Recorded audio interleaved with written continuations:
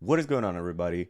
This video I'm going to show you how to actually automate your sales process, because I looked through the videos and people are just showing flowcharts and not really providing you a little bit more in-depth analysis on how to go about automating the process. So I actually want to do that to help you figure it out. What is the best next step to automate your sales process and how to do it? All right. So with that being said, quick introduction. We were able to scale an inside sales team from 0 to 100 million in 2 years, and I owe a lot of the success to this sales system that is highly scalable. And I coined, guess what, scalable selling system. And basically how it works is it is shown here in the graph, and then in this presentation I'm going to walk you through all these steps on how to think about automating your sales process and understanding everything that goes on into making these automations happen, right? Because ideally, you got to ask yourself, why do you want to automate your sales process? I would imagine it is because you don't want to be so involved in the sales process. You want to focus on working on the business instead of being grinding inside the business every single day. For that, you think automating the process, it's what is going to get you there, which it is, but it's not necessarily just automation. It will require a combination of variables, a combination of factors that I'm going to show you here. So watch this video completely and you have a better understanding of how to automate and improve your sales process, and much better than a lot of paid courses out there. So with this scalable selling system, what you will understand is that this part of the process can be highly automated, but the whole system, it's a sales process, right? And then just to show you some results, this is how much we're making each month with some of our clients. We're making 5 million, 6 million, 1 million a month. This is how much net cash collected we're collecting per week. This is our booking rate. This is our quiz conversion rate, almost 50% on the quiz conversion rate at some weeks. And this is our closer head count. And so we have quite a few closers on our operations. So it requires a level of sophistication that I'm going to share with you here, and I'm going to bring to the present. Regardless of where you're at, I'm going to share with you how you can leverage this to the fullest, right? So just to understand the thesis, the core concept is that most businesses, they can't scale their sales process, not because of one or two automations. It's because of a combination of factors. You got to focus as the business owner on how to apply the minimum force, as little force as possible, to generate the greatest outcome as possible, right? That's called leverage, right? Look at this man over here. He's applying some money over here, like coin, to get a bag of money. And that's what leverage looks like, right? This little coin could be, you're leveraging people, you're leveraging labor, you're leveraging code, technology, you're leveraging automations, you're leveraging media, content, paid ads, you're leveraging something that is quote unquote a smaller value that what you'll take on the bottom, upper, whatever, and you want to name it on the other side. So for doing this, for accomplishing this, for getting all this money, you will need automation and technology, right? And you will also need competent people and smart processes. So automation and technology in and of itself is not going to like completely transform your business. Depending on how much money you want to do, you can get just by with like automation and technology. But if you have competent people and smart processes, it's going to really, really, really give you a lot of leverage. And the thing at the bottom here is the lack of systems and manual and slow data. If you don't have any systems, if there's no predictability on how to conduct your business, what will happen is you'll get caught up on the processes, and everybody's going to do them a little bit different. The outcome is also going to be a little bit different, and there's not going to be a set clear way on how to execute with success, with excellence. And if you have manual and slow data, you'll probably not be able to determine that if your initiatives are paying off. And you may cut something a little bit too early, or you may stop doing something that it was working. You won't get a clear view of exactly like where your leads are coming from, what is the most profitable audience, what is the best closer, what is the highest performing funnel. So you won't get a very clear view of how to move forward. And that will result in reducing your potential, right? And so you just want to make sure you're increasing these and you're lowering these as much as possible. But also keep in mind that it's like the actual market that you're selling influences how much money you can make. If you have everything dialed in, but you're selling like newspapers, you can triple your business in the next 2 years, but I bet you're going to make less money than you're making right now just because the market itself is shrinking. So, regardless of how hard you row, you got to be in the right boat. That's just something that, you got to think about it because it's going to make or break your process. So, let's get to automating the sales process, right? This is just some of the things that I'm going to cover here, and I'll go back to this. This is our daily numbers, guys, on one of our clients. This is like our sales reps numbers. Sales reps doing almost 400K. That's a lot of money right there. So how do you start this? How do you get to those results? The first thing, first thing, it's not like find the leads. That's a stupid advice. The first thing is figuring out what is your economics. Economics meaning what channels can you use to convert at a most profitable rate. For example, if you have a $97 product, doing outbound may not be as profitable for you because you're going to have to pay an SDR, you're going to have to pay yourself, right? Because you're going to be investing your time in doing the outbound and converting leads. So there's a minimum threshold over here of ROI that it's dependent on the gross contribution, the amount of money you're gonna make out of that sale. If you're trying to sell something that it's higher priced, yearly contracts of like 40,000, 50,000 on a recurring basis, like an agency, some sort of service, or like let's say a licensing model where you're selling something for $10,000. Outbound, it's going to work for you because you're going to be able to pay somebody, pay a closer, pay an SDR, or like a closer doing end to end with a fixed salary plus commissions. So knowing what you're selling to whom and at what price will determine which channels you can use. Example, you can pay a private equity salesperson. There's a typo here. Salesperson, the salary to sell fruits at a market stand, right? It's just not gonna make sense.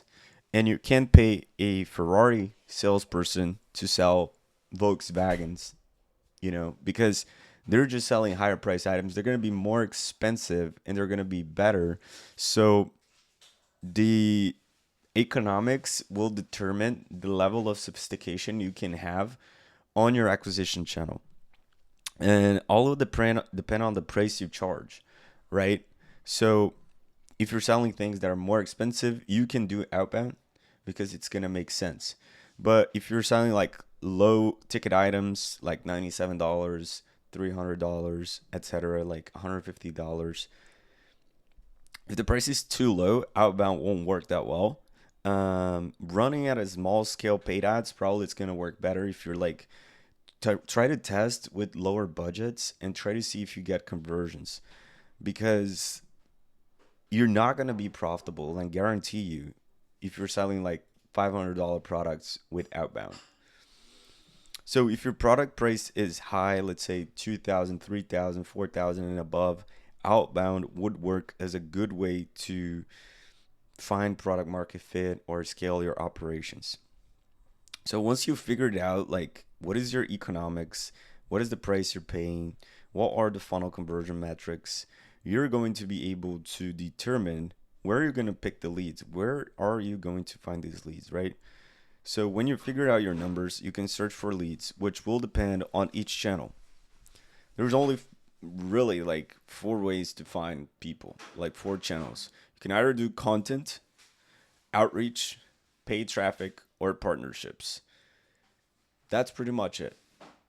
If you're doing outbound, just a quick side note, you can use AI to enrich the leads, and it's gonna help you create, let's say, custom fields that are like an intro line or something that it's like personalized, and it will kind of help you increase your reply rates, your open rates, and things like that. And if you're doing an automated checkout, testing your pages is crucial.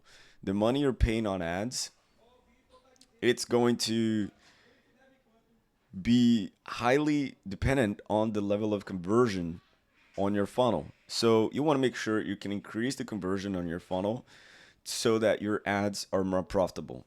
And the way you're going to do this is by testing your pages, testing the copy, testing the offer, testing the upsells, testing the order bumps, testing the post purchase upsell sequences.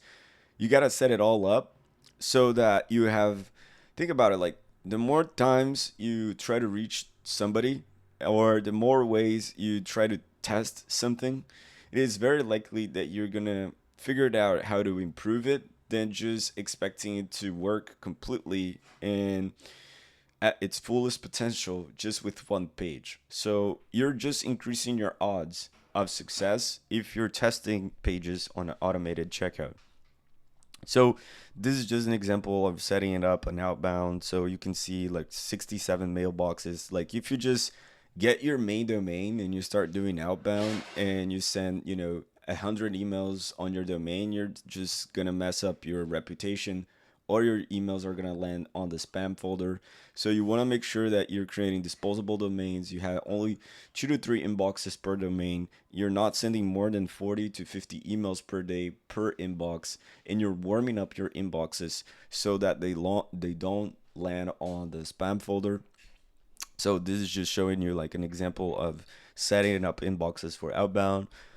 A tool you can use to scrape leads that it's somewhat affordable is Apollo Lead Scraper, where you can just scrape a ton of leads from Apollo for free. This is good if you're doing B2B outbound for, an agency or a consultancy or even like a SaaS company that can try to sell people on an annual basis product. This is going to work pretty nicely. And this is just an example of an automation that it would enrich the leads data based on their website data and create a intro line on the outbound campaign based on the content of their website, which would likely increase the reply rates and conversion rates. So you have to figure it out how you're going to find your leads. Depending on how you do it, different things are going to matter. So step 3 is finding a way to measure your results, because you should know at least your basic conversion metrics. Because if you're not measuring things, you may get sales and you may be profitable, don't get me wrong, but it's going to be very likely that as you're scaling, as you're growing your business, you're going to continuously achieve success. There's a diminishing returns to the point where if you don't understand your metrics, you're not going to be able to continuously scale, because as you scale your business, very likely your profitability may reduce depending on the offer that you have. If it's like a coaching business, it's very likely it's going to reduce. If it's an agency, it's very likely it's going to reduce or maintain itself. If it's a software, it's very likely it's going to increase, because to service like 1,000 people and 10,000 people, it's somewhat the same cost on a software, but overall it's very hard to scale software. It's very, very expensive. But regardless of what you're selling, you should know at least your basic conversion metrics. For inside sales teams, things such as like how many leads they're generating, what is the booking rate, what is the show up rate, what is the close rate, what is the average order value.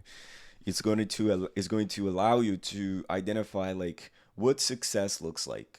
If you don't know necessarily like what success looks like, very unlikely that you're gonna achieve success, right? And in most businesses, success looks like numbers on a general conclusion, right? So your numbers need to look good so that you can work on your culture, on your, parties, whatever. Like you got to make money. So the quantitative aspects of the business is going to be very important for you.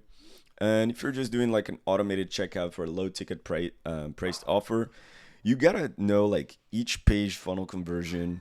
What is the bounce rate? What is the average time on the page? What is the level of depth the person goes on the page? What is the upsell take rate? What is the order bump take rate? What is the cart abandonment recovery rate?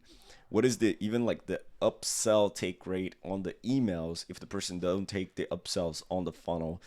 All those things will make sure that you have more touch points to optimize. So as you're scaling your ads, you will know that like we can be more profitable if you add more emails on the back end.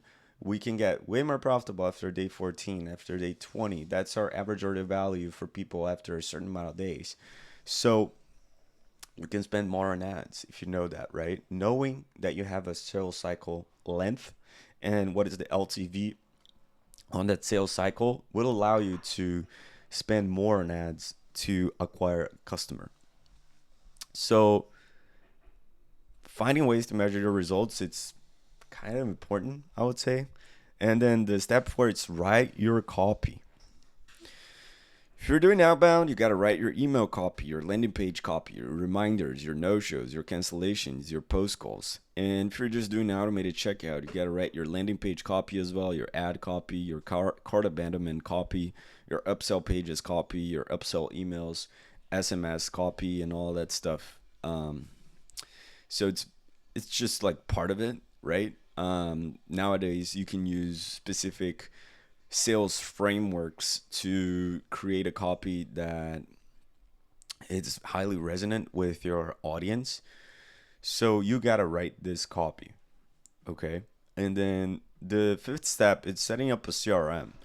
It's very important to have a CRM because without a strong CRM, what will happen is you can get some traction on sales at first, but you're gonna start, the market's going to change, your offer is going to change, people are going to change their response to your offer, and not knowing exactly who's your most profitable segment or how to guarantee they're going to upsell your leads or just identify where's the best leads coming from, it's going to make it harder to not only achieve success but make sure that success is maintained.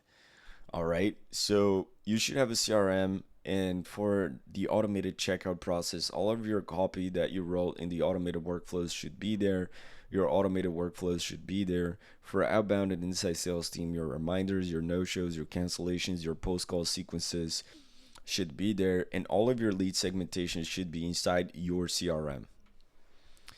And step 6 is quote unquote automating the call because we haven't yet reached the point in AI that the salesperson can actually take the call. This is not that far. I think by next year we should be there. Um, but the way to automate, let's say, replicate success in the sales call is to have a playbook and a script because you will make sure the call is, you have some level of guarantee that what it's being said on the call, how it's being said, is as close to as replicable as possible, and what you're replicating is what worked in the past. So the best way to create a playbook is just gather your best calls, transcribe them, create analysis of the best calls with AI, create a flowchart of the sales process during the call, record videos on how to use the CRM, get payment links ready and handy for the team. And your playbook, you should write the steps, record the steps, show the steps as flowcharts, set the right expectations to the team, and also show them how to use the technologies. Because whether you like it or not, some people, they just can't freaking log in on Zoom and they'll come up with excuses on why they're not performing and they'll blame technology. But overall, like, these shouldn't be even higher. These people shouldn't even been higher, at least for me. but your technology should be clearly outlined, because if the sales rep doesn't know how to use the CRM, they may be missing out on opportunities to convert all leads. So step 7 is closing the deal and onboarding. And here's a very important thing, because the biggest mistake is thinking the sale ends once the person pays. The actual onboarding, it's like the second part of the sale, because you should make sure that the post purchase reiterates the reasons why that was a great decision. Your goal here is to sell them on not having cognitive dissonance. Cognitive dissonance is when they ask themselves if they made the right move, if those guys are legit, basically, or if that's what I need. So if there's any thought on the customer's mind that questions the level of decision they made, 50% chance or more likely to get a refund within 2 to 3 days, regardless of your clickbaity guarantees, right? After $100 million offers, everybody just says like, I'll give you my liver if you don't like the product and give you $10,000 back. And then I'll send you flowers and all those stupid things that, are out there. And customer won't care because you didn't properly set up your sales process to reduce cognitive dissonance to the fullest. So if the on the other side, if the customer thinks, well, I'm impressed, like you exceed their expectations, you don't give it all on the call. You give them more after the call, right? Like imagine, let's say you go on a hotel. You already paid for, you're expecting to get a room, and you're expecting to on the room just to be clean. But when you get there, there's like flowers on the bed. There is some small, like some food. The AC it's on already. There's a little nice music in the background. Um, Everything gets like super tidy, super clean, smells good. Like you're gonna think I made the right decision. These guys are legit. I'm glad I stayed in this hotel, and I'm gonna tell everybody about this crazy experience that I've had. Right? So they didn't tell you like, hey, by the way, like when you sign up with us, your room's gonna be it's gonna be super tidy. We're gonna put flowers, it's gonna smell so good. There's gonna be a handwritten notes, there's gonna be some food, there's a surprise, a champagne. Like they don't sell you on this, right? That's the part of the sale that you wanna plan, but you don't wanna tell. It's what the X factor. So try to do this and let me know what happens, because the step 8, it's the flywheel. So basically the way it works, it's and the way like most people think, it's like they got the sale, yeah, fantastic, on to the next customer. But basically like you're missing out on the opportunity to maintain that customer on a retainer, on a rev share, on a recurring subscription of some sort. So the flywheel, basically, the way it works is the more you spin, the more force you apply to a flywheel, and more time you apply the force, it gets easier and easier to this flywheel to spin. So the force in a business for a flywheel, it's happy customers. The more happy customers, the more likely you'll be to keep them on a retainer, rev share, or recurring. Also, the more likely you'll be to get referrals, which will drastically reduce your cost of acquisition and improve your profitability. Imagine like a metric that for every 10 customers that you bring in, eight, or actually nine of them are gonna be a net promoter score of like a promoter. And out of these nine, two are gonna refer people, or three are gonna refer somebody. And out of these three people that get referred, you close two out of them. Throughout time, you're going to be able to compute this. You're going to be able to identify like what's your actual real cost of acquisition without just rely on ads. And that's going to give you more ad spend power, more ammunition to increase your ad spend and make sure that you can win in the marketplace, right? Because if you can spend more to acquire a customer, you can outbid people for that customer. So conclusion, you can't 100% automate your sales process, but what you really want, it's not to have to be involved so much in it. You want to be able to have a machine that runs itself and everyone knows exactly what to do. And not only that, how to continuously improve the business, improve the department. You can leverage technology to automate as much as possible. We use technology for a ton of things. Like, for example, just to go back to this, this is all automated data tracking. These are example of like automated workflows that we have. This is an example of an automated workflow that we have. So we automate a lot of things, right? Um, so you want to be able to have a machine, and you can leverage technology to automate as much as possible, but you also need playbooks, systems, and processes in place, as well as competent people to help you accomplish your goals. Because if you don't have the people, the processes, and you're just focusing on the automation, you can automate it as much as possible, right? But you may not be able to buy back your time to pull yourself out of the actual operations. So that is that on how to actually automate your sales process. If you found this video valuable, let me know, comment below, and I hope to see you around. Thank you.